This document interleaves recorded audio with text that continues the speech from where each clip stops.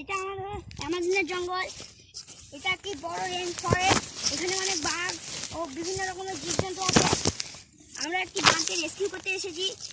বাঘকে রেস্কিউ করা হলে আমরা সন্ধ্যের মধ্যে বাড়ি ফিরে যাবো। আপনি বাঘটিকে যদি দেখতে চান তো তাড়াতাড়ি আমাদের এই চ্যানেলটিকে ফলো করুন। দেখেন বাঘটিকে, দেখেন। সাবস্ক্রাইব, লাইক, শেয়ার ও কমেন্ট করতে ভুলবেন না। বাঘ হচ্ছে